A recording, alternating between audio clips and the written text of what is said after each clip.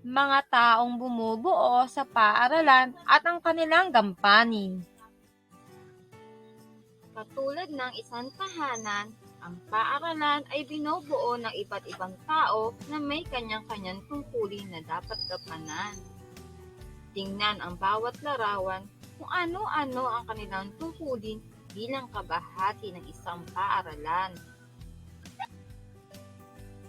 Punong guro, siya ang namamahala sa isang paaralan. Siya rin ang tagapagpatupad ng mga alituntunin sa paaralan.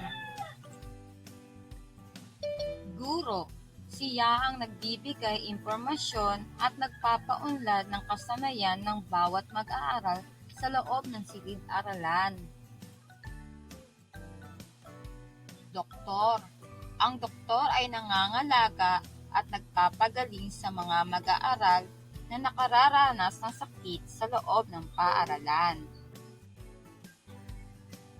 Nurse, ang nurse naman ang tumutulong sa mga doktor upang mapagaling ang mga pasyenteng may sakit.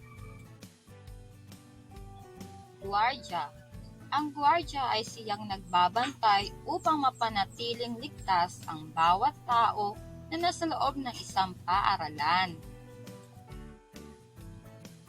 Janitor, ang janitor ay siyang nagpapanatili ng kalinisan sa kapaligiran ng bawat paaralan. Mag-aaral, ang bawat mag-aaral ay may tungkulin na mag-aral ng mabuti at makilahok sa mga gawain sa loob ng isang paaralan. Librarian, ang librarian ay siyang tagapangalaga at tagaayos ng mga libro sa isang paaralan.